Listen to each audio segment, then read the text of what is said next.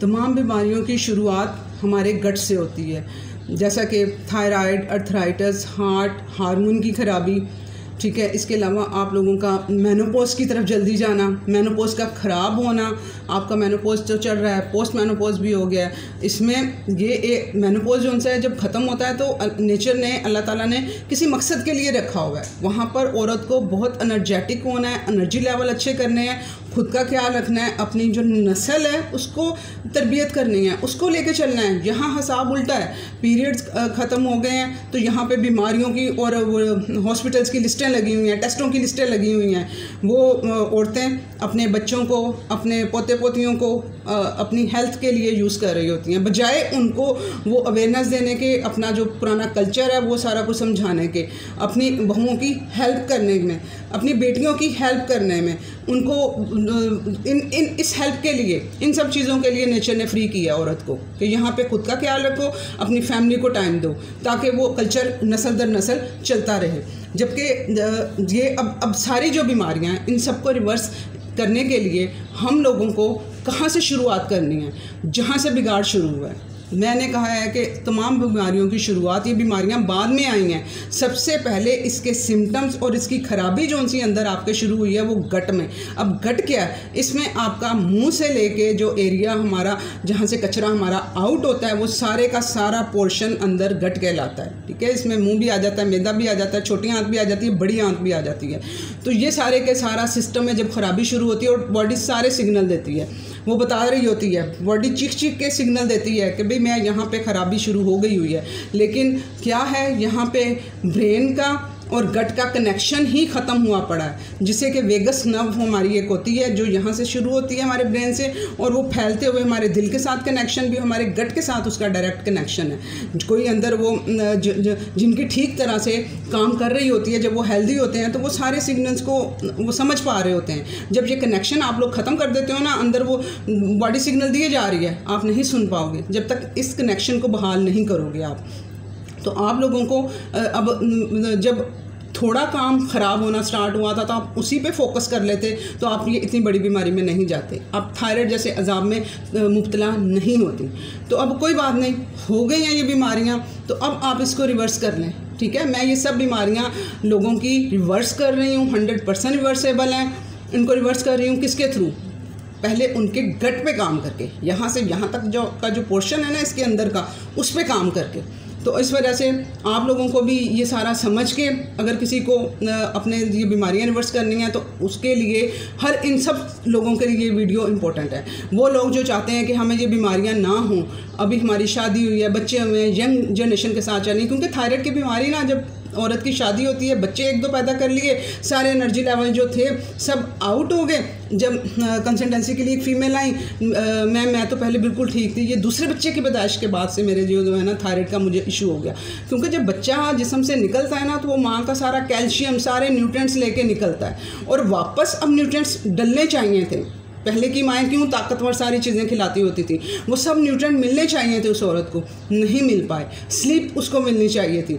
जो बच्चा पैदा किया उस औरत की अगर कोई हेल्प करना चाहता है तो उसकी स्लीप को बेहतर करवा दे, उस बच्चे की लुक आफ्टर थोड़ी देर करके, उसका साथ दे के, उसकी 6 घंटे की 7 घंटे की स्लीप पे काम करवाएं। तो वो इस वजह से ये सारे इश्यूज़ आना शुरू हो जाते हैं। तो मैं यही सब कुछ आप लोगों को इन सब से अवेयरनेस दे के तो इन सब बीमारियों से बचाना चाहती हूँ। तो आप लोग भी सारी वीडियोज़ को सुने, समझें, फॉलो करें, ताकि अपने लेवल को यहाँ से उठा के यहाँ पर लेके आएँ। अस्सलाम वालेकुम, welcome to listen your body show. मैं अपनी health, disease, exercise, nutrition study की बेस पे लोगों को अवेयरनेस दे रही हूँ कि किस तरह से उनको बग़ैर दवाइयों के खुराक के ज़रिए अपने अंदर पैदा होने वाले बिगाड़ ख़त्म करने हैं और 100% उन बीमारियों को रिवर्स करना है। आप लोग भी कर सकते हैं, थोड़ी हिम्मत की ज़रूरत है। सुने वीडियोज़ को, समझें। मैं नहीं जानती आपका लेवल क्या है, आप लोग सुन के समझ के अपने लेवल तक पहुंच पाओगे कि हम लोग कहाँ हैं, हमारे लिए कौन सी खुराक है, कहाँ से शुरुआत करनी है, हमारे लिए कौन सा वर्कआउट है, हमारे लिए कौन सी खुराक है। ये जब तक आप समझोगे नहीं, ठीक है, नहीं पता चलेगा। अब यहाँ पे इस वीडियो में मैं बात कर रही हूँ कि हम माइक्रोबायोम, मैं गट की बात कर रही हूँ। गट के लिए यहाँ पर माइक्रोबायोम यानी कि बैक्टीरिया की बात होगी। हमारी बॉडी में गुड बैक्टीरिया, बैड बैक्टीरिया भी हैं, फंगाई भी होते हैं, ठीक है। जब आप लोगों का ये बैलेंस बिगड़ जाता है, जिस्म में गुड बैक्टीरिया ज़्यादा होने चाहिए, ठीक है, उनका बैलेंस बहुत अच्छा होना चाहिए, जो कि ट्रिलियन की हिसाब से हमारी बॉडी में पाए जाते हैं। हमारे हर सेल के ऊपर बैक्टीरिया बैठे होते हैं, हमारी स्किन में, हमारे मुंह में, हमारी आंतों में, हमारे सेल्स के ऊपर, हर जगह पे बैक्टीरिया हैं जो कि हमें आँख से नज़र नहीं आते। हमारी स्किन के ऊपर, फेस की स्किन के ऊपर लोग जो सा है वो कर रही होती हैं, इतने महंगे फेशियल ले रही होती हैं अपनी स्किन को अच्छा करने के लिए, ये सारी चीज़ें वो अपने बैक्टीरिया पे देख लें। वो उनको अल्कलाइन एनवायरनमेंट चाहिए होता है। अगर आपने अपनी स्किन, मैंने उस पर भी वीडियो बनाई हुई है, मास्क आप कौन कौन से बना के लगा सकती हैं, उसमें मैंने दही का यूज़ भी करवाया, ठीक है। अब उससे क्या होता है कि वो मैं बैक्टीरिया एक तरह से उनके फेस पे फेंकवा रही होती हूँ, तो वो उसका टेम्परेचर और एनवायरनमेंट उसका चेंज करता है, तो वो फिर उससे आपकी स्किन तभी ग्लो करेगी, वहाँ के बैक्टीरिया अच्छे होंगे वहाँ पर। तो हमारे हाथों पे, स्किन पे, ये हर जगह हमारे बैक्टीरिया हैं। तो ये आप लोगों ने सारा कुछ समझेंगे तो आप लोग थोड़ा थोड़ा करके इम्प्लीमेंट करेंगे तो आप लोगों को समझ आ जाएगी, ठीक है। अब यहाँ पर बात हो रही होती है कि हम लोग जो सप्लीमेंट्स, यहाँ औरतें आती हैं उसके लिए हमारे सुन्न हो रहे हैं, हाथ पाँव, सुइयाँ चुभ रही हैं जिस्म में, पाँव में, टांगों में सुइयाँ चुभ रही हैं। ये हमने आपका B12 वाला वीडियो देखा था, तो उसमें हमने ये सुना था कि जिनको B12 डेफिशिएंसी होती है। हमने आपका डायबिटीज़ वाला वीडियो सुना था, उसमें आपने बताया कि ये डेफिशिएंसी होती है, तो फिर ये इस वजह से, ये इसकी वजह बन रहे होते हैं। तो अच्छा सा कोई सप्लीमेंट बता दें ताकि वो हम लोग यूज़ करके तो अपना ये इशू सॉल्व कर सकें। तो आप लोगों को B12 के लिए सप्लीमेंट्स नहीं लेने, वो हमारे गट के लिए नहीं बने हैं। हमारी आंतें, हम आंतों में क्या है, बैक्टीरिया हैं जिन्होंने इन्हें डाइजेस्ट करना है, ठीक है, और जिन्होंने इसे पैदा करना है। B12 तो जो सा है हमारी बॉडी खुद हमारी आंतों में बैक्टीरिया पैदा करते हैं। जो बैक्टीरिया होते हैं ना, अगर उनको उनका खाना दिया जाए तो वो खाना खाएंगे, डाइजेस्ट करेंगे, और जो उनका कचरा निकलेगा, जो उनका स्टूल कह लो निकलेगा, तो वो हमारे विटामिन मिनरल होंगे हमारे लिए। B12 वो पैदा करेंगे। कहाँ से पैदा होगा? ये बैक्टीरिया पहले पैदा करना है। अब जिस्म के अंदर बैक्टीरिया ही नहीं है तो B12 कहाँ से पैदा होगा? तो अब उसका ये मतलब नहीं कि आप लोग सप्लीमेंट लेना शुरू कर दें B12 के लिए।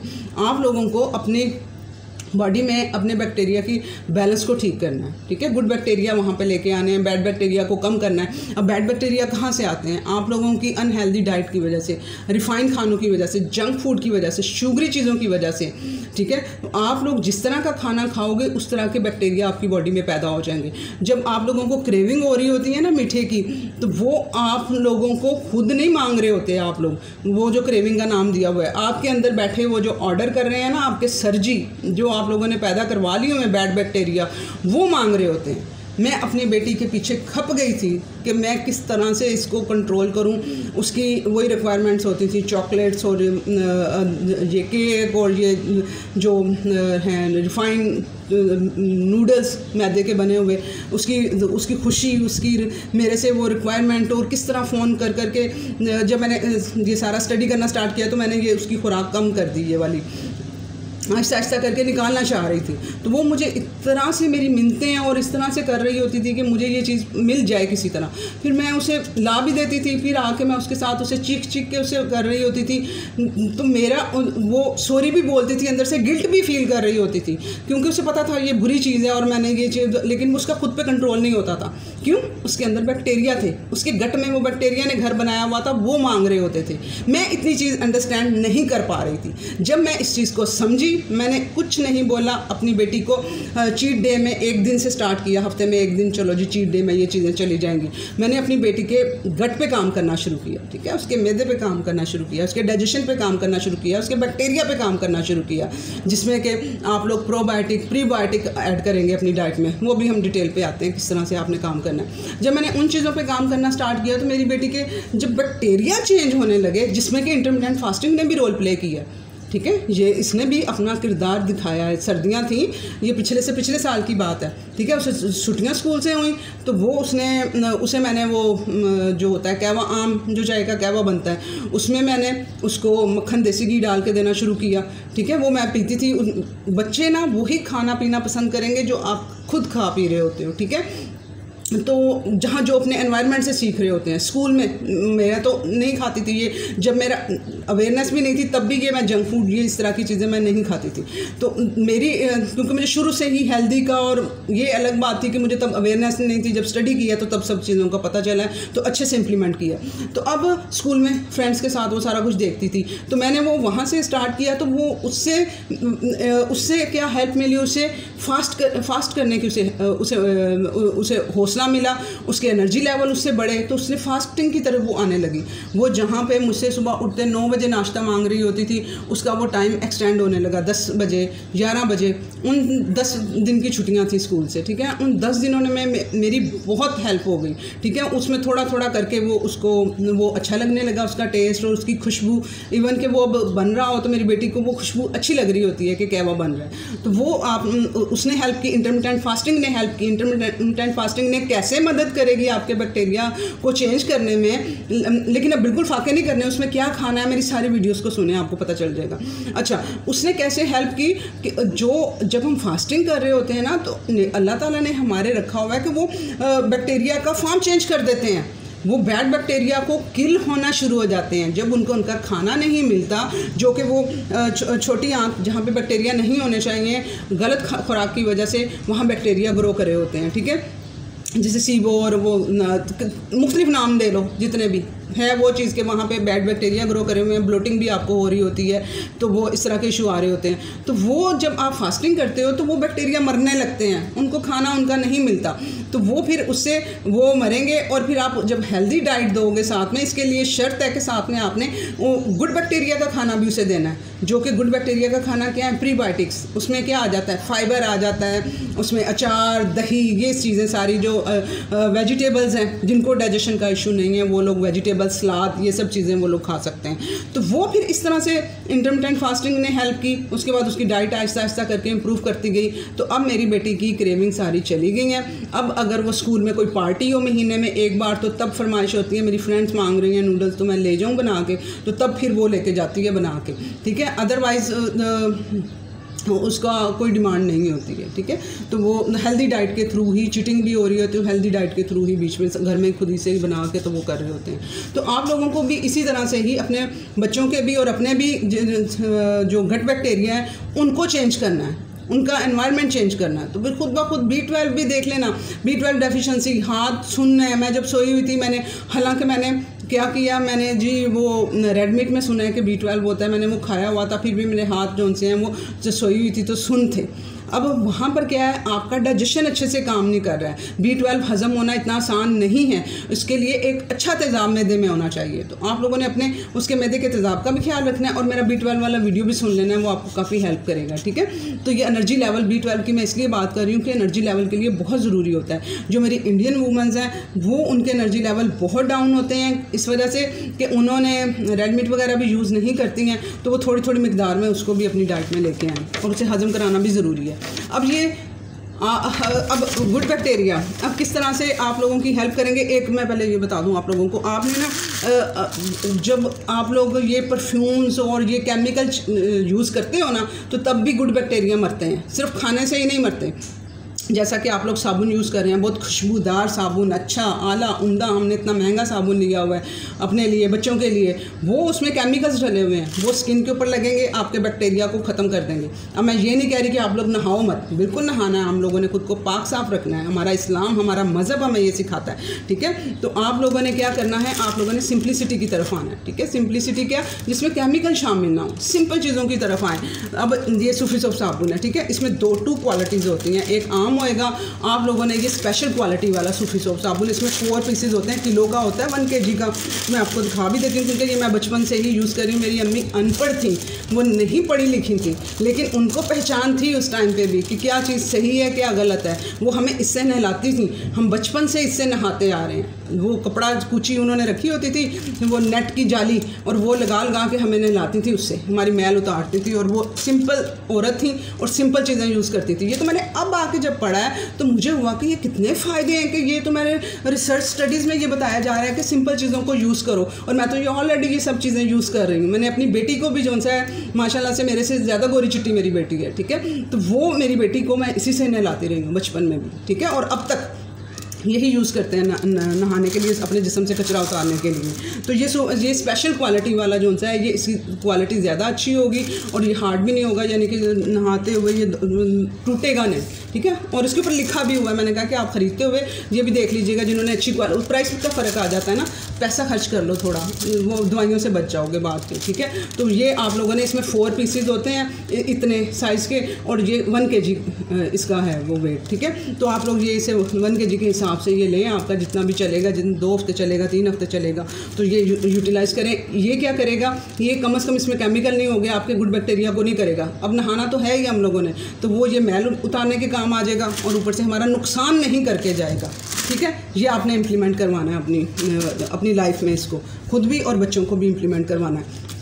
अच्छा, उसके बाद अब ये गुड बैक्टीरिया क्या काम करते हैं, ये हमारा जो खाना हम खा तो लेते हैं, अब जिस्म का हिस्सा कब बनता है, जाके ये आंतों में ये गुड बैक्टीरिया ही उस खाने को, उसमें से एनर्जी को एक्सट्रैक्ट करते हैं, खींचते हैं, ठीक है। अब वो हज़म होके गैर हज़म शुदा थोड़ा खाना आंतों में जाता है, छोटी आंत में, वहाँ पे इसके पेट डाइजेशन होती है, फिर आता है बड़ी आंत में, कुछ वहाँ एब्जॉर्प्शन होती है, कुछ बड़ी आंत में एब्जॉर्प्शन होती है।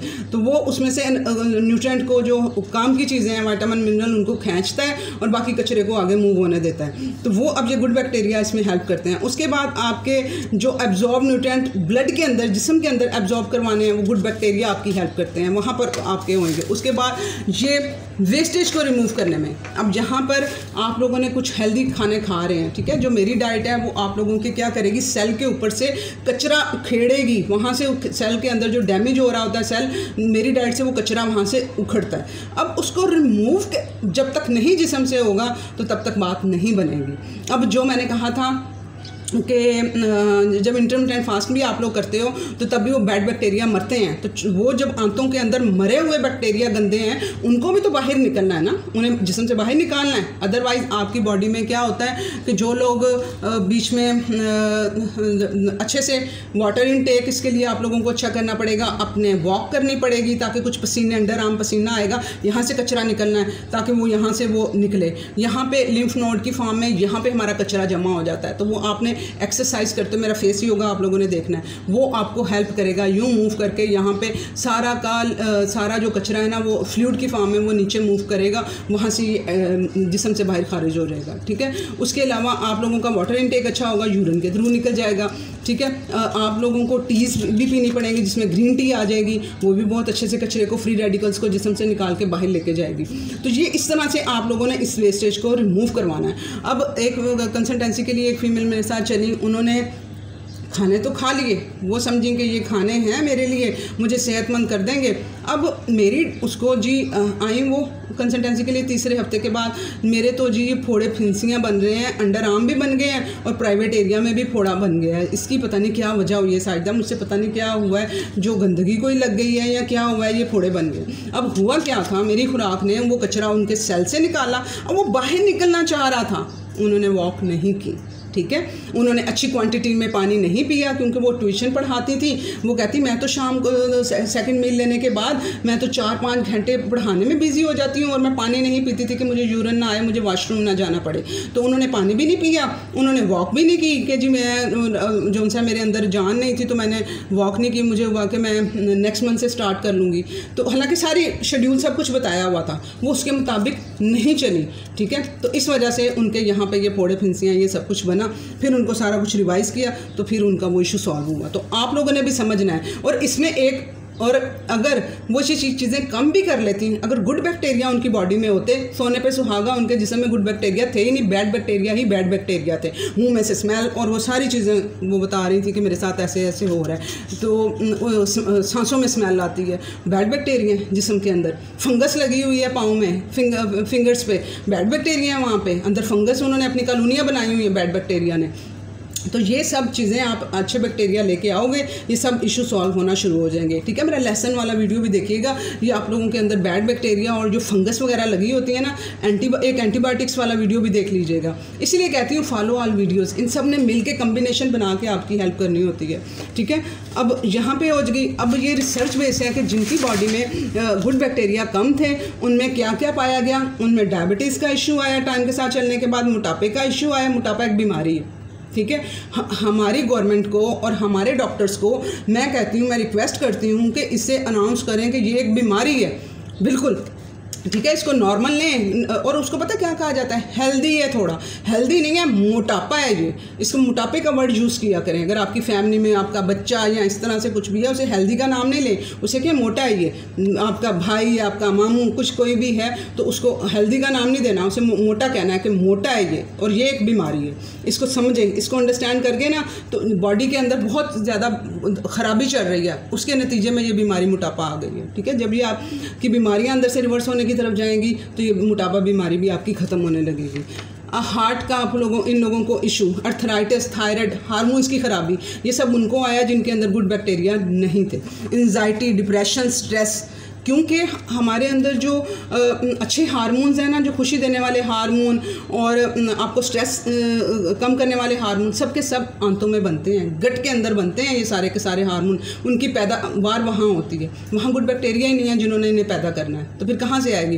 कंसल्टेंसी ली मेरे से एक आदमी ने और एक फ़ीमेल ने भी, दोनों की वर्डिंग ये थी, हमारे पास पैसा है, सब कुछ है। उस आदमी ने कहा मैं 8 लाख लगा चुका हूँ, मुख्तलिफ डॉक्टर्स के पास जाके टेस्ट करा के मेरा इशू डाइजेशन का सॉल्व नहीं हो रहा, और मुझे कोई चीज़ अच्छी नहीं लगती, मेरे पास हर चीज़ है, गाड़ी, घर, हर चीज़ है, मुझे कुछ अच्छा नहीं लगता। औरत आई, मेरे 3 बच्चे हैं, हस्बैंड है, हर चीज़ अच्छी है, मुझे अच्छा नहीं लगता कुछ भी, मुझे मज़ा ही नहीं आ रहा है लाइफ का। वो उनमें गुड बैक्टीरिया नहीं है, उनमें जो ये हैप्पी हार्मोन्स पैदा करने थे, जिसने वो बैक्टीरिया नहीं है, तो वो कहाँ से पैदा होने हैं हैप्पी हार्मोन।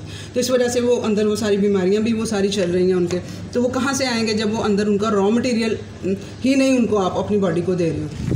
इस वजह से आप लोगों ने अपने गुड बैक्टीरिया के लिए अपनी प्रोबायोटिक, अब जिसमें कि क्या आ जाएगा आपने, और हाँ, इसके अब मैंने कांजी का वीडियो डाला था प्रोबायोटिक के नाम से। अब मौसम चेंज हो गया हुआ है, आप लोगों ने याद रखना है कि हर मौसम हर वो उस चीज़ का नहीं होता है। अब जिस तरह से वो फर्मेंट करने वाली चीज़ों का मौसम गर्मियाँ नहीं है, जब आप लोग उसमें थोड़ी सी भी फंगस आ गई ना, तो वहाँ वो ख़राब हो जाएगा। उस वीडियो के नीचे एक ने कहा कि मैंने ये पिया तो मेरा जो सा है ना, वो गट जो सा है मेरे पता नहीं डायरिया हो गया मुझे या क्या इशू। फिर मैंने नीचे कमेंट में लिखा भी कि अब इसका मौसम नहीं है, आपसे वो उस बनाते हुए कांजी में कोई बैड बैक्टीरिया फंगस आ गई है, ठीक है, वो फंगस लग गई है, उसने जाके काम ख़राब किया। तो इस वजह से उसका मौसम है जनवरी से लेके या फरवरी से लेके मार्च के एंड तक, ये मौसम है कांजी का। जो 2 वीडियो हैं 2 तरह की बनती हैं, आप लोगों ने वो उस मौसम में ही बनानी है। अब गर्मियाँ आ गई हैं, अब मौसम नहीं है, अब उसमें फंगस पैदा हो जाएगी, तो जो कि आप लोगों को ख़राबी करेगी। ये मीडिया ने उस पर भरा हुआ है, सोशल मीडिया ने, कि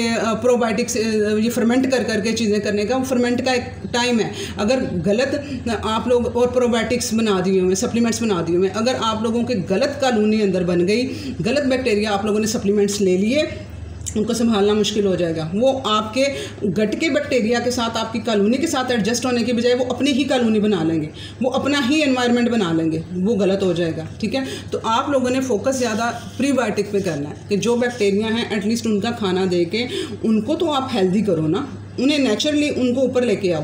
तो उसमें के आपकी आ जाएंगे प्रीबायोटिक में के लिए आप लोगों ने क्या करना है, ग्रीन टी का यूज़ करना है, पॉलीफिनॉल जिसमें वो चीज़ें यूज़ करनी है, फ्रूट्स वेजिटेबल्स यूज़ करनी है, ताकि वो उनको, दही आप लोगों ने यूज़ करना है, अचार आप लोगों ने यूज़ करना है। ये आप फर्मेंटेड वेजिटेबल्स मौसम के मुताबिक, अब फर्मेंट नहीं करना वेजिटेबल्स को, यहाँ पे आती हैं वो इतने महंगे महंगे वो बना के, ये फर्मेंटेड वेजिटेबल्स हम लोगों ने परचेज़ किए हैं, वो हर किसी के लिए नहीं है, ठीक है।